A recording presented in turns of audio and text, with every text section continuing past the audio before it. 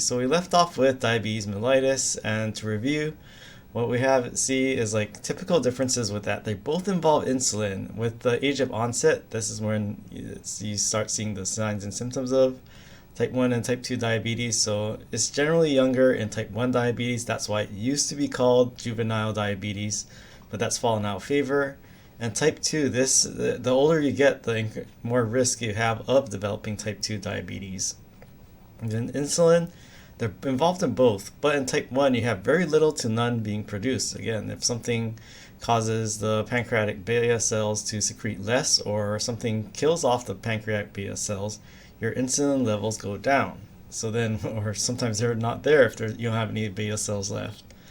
And then type 2 diabetes mellitus in the early stages. Now, I don't expect you at this point to know how insulin changes over the course of type 2 diabetes mellitus because you're just starting out. But early stages, you typically see hyperinsulinemia, so high levels of insulin in the blood plasma. And hyperglycemia, yeah. If you don't have insulin, how are you going to move glucose out of your blood? And yeah, how are you going to move glucose out of your blood? If there's no insulin, then what cells are going to absorb it without the insulin there?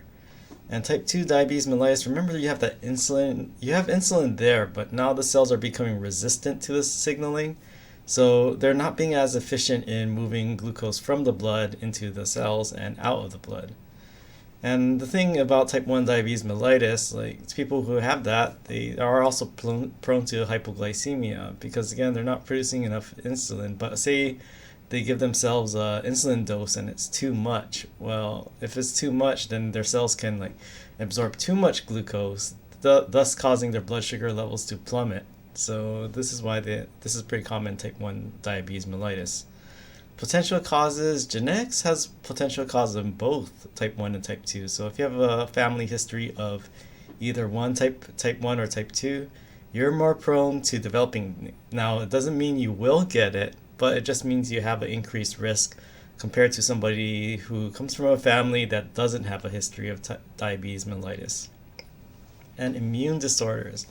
So when you saw those autoantibodies attacking those beta cells, that's characteristic of pretty much most type 1 diabetes mellitus cases. Sometimes infections can cause it as well, but they both involve some sort of immune response affecting those beta cells.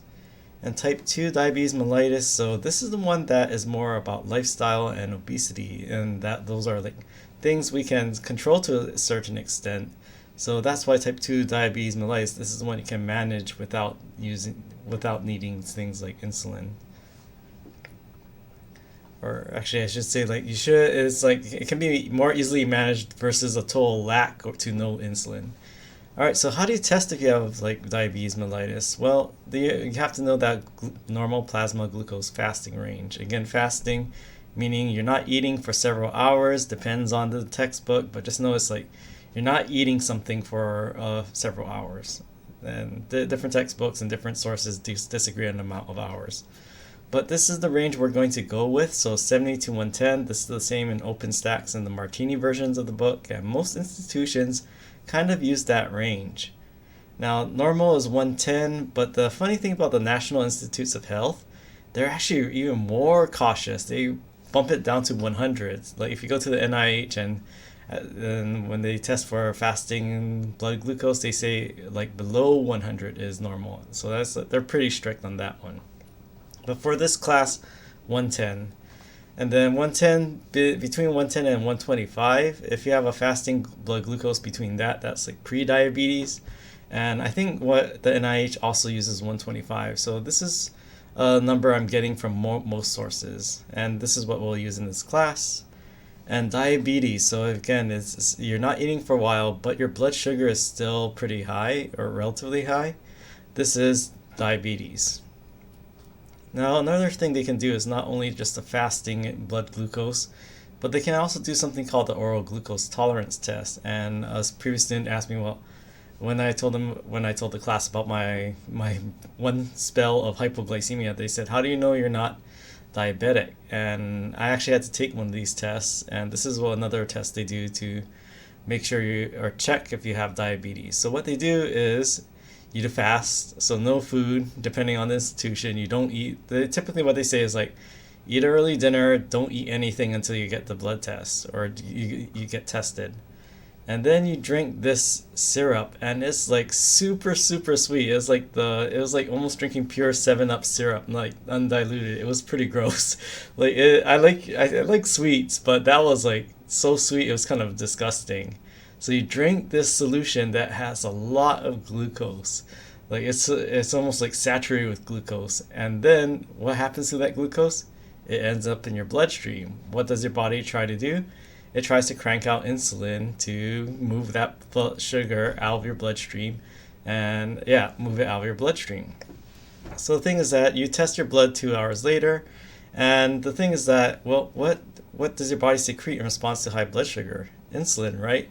So insulin is the one that's going to drive the movement of blood sugar or glucose out of your blood and into your cells. So if insulin isn't there, or if insulin isn't working as efficiently due to insulin resistance, you're still going to have like blood sugar, or you're still going to have high levels of glucose in your blood. So it's a little more complicated than this in terms of the statistics, but you don't need to know this at this point. But again, if insulin isn't there or it's being inefficient, well, you're going to move less glucose out of your blood. So your blood glucose levels are going to be higher in a diabetic patient versus someone who has normal insulin activity. And another thing you can do is what we mentioned in the previous lecture, the HbA1c, which is the hemoglobin A1c test. So it measures the amount of hemoglobin that's chemically bonded to sugars.